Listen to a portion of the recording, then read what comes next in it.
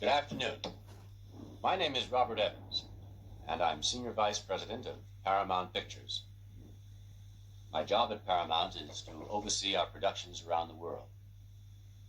These past few years have been rough for Hollywood. We've made a lot of mistakes. Some people have learned from them, and some people haven't. We have. By the way, this is not my office. We tried to shoot this scene in my office. We brought the cameras up, but there was one problem. My office was too small to get the cameras in. I came down to the studio to borrow a set from the young lawyers, and that's where we are now. As a matter of fact, I don't even have offices at the studio anymore. Last year, we packed up our gear, cut down our staff, tightened our belts, moved into small quarters at little offices in Beverly Hills. They're good enough for us, believe me they are. The money we spend are not going to be through extravagances. The money we spend is going to be on the screen. And speaking of the screen, I think, well, maybe that's the reason we're here today. I'd like to have the opportunity of showing you some of our product from 1971. I'm going to show it to you in its roughest state. There are going to be disconnected scenes from several pictures. But I think it's going to give you a feeling of our trend for movies for 1971. I'd like to start with a film called A New Leaf. It stars Walter Matthau and Elaine May. Elaine May directed and wrote it. I'm proud to say that the picture will be the Easter attraction at Radio City. Together, Walter Matthau and Elaine May made a bombastic combination. The picture was a huge hit, and we were very proud of it as it got the best reviews of the season. She sure has a unique sense of humor. It's sort of frustrating showing you just 3 disconnected scenes. As I said before, you'll be able to see the whole picture opening at Radio City this coming Easter. Let's go to the opposite end of the pendulum. Costa Gravas, who last year gave us Z, this year is giving us The Confession, and this year I'm glad to say it's a Paramount film. It's opened already in Europe to the rave reviews of the year. It opens here this next month. Let's look at a scene from it. Costa Gavras' Confession was voted by the Golden Globes, the David Donatello Award, and nominated by the Academy Award as the Best Foreign Picture of the Year, and it is a Paramount picture. Paramount's pockets. That was Walter Matthau, and Walter Matthau. It's certainly a tour de force, and Wheatfield Plaza Suites a tour de force for Paramount.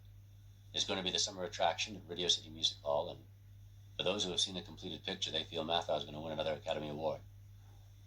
But right now, we are approaching Christmas, and Paramount's Christmas gift to the world is Love Story. Love Story opens all over America on Christmas Day. Love Story is a strange phenomenon. It's the first time in motion picture history that a picture is being released while the book is still the #1 book in the nation. I shouldn't say that it's the #1 book in the nation. It's the #1 book in the world.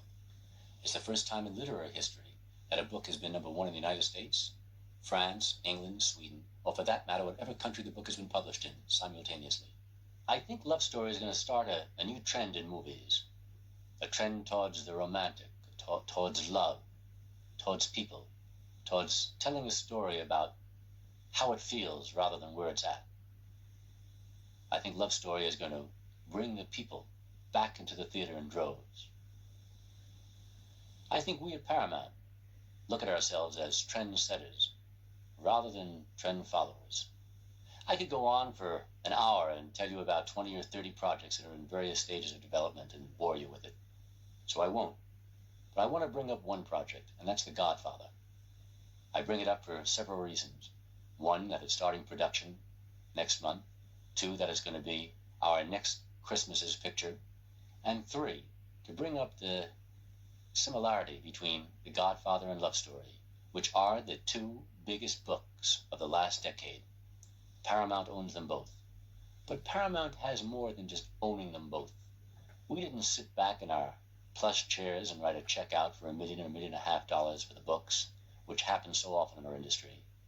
We developed both of these books. If it weren't for Paramount, the book Love Story would never have been written. If it weren't for Paramount, The Godfather would never have been written, because we were in there in the beginning, spurring the writers on, working closely with them to make these books the bestsellers that they are, and what we think will be the great movies they're going to be. We at Paramount don't look at ourselves as passive, backers of film, we look at ourselves as a creative force unto ourselves. And that is why Paramount is going to be paramount in the industry in the 70s. I promise you that. Mike Nichols directed me in that casual speech. It was far from casual. It was very dramatic. The 18 members of the board of directors had decided to close Paramount down. This was a speech that kept it open. This is the single most important plea I had ever made without making it sound like a plea. One of my demands after the speech was that I would report to nobody except Charlie Ludon. I had total autonomy. And with total autonomy, I made Paramount go from 9th to 1st within 4 years.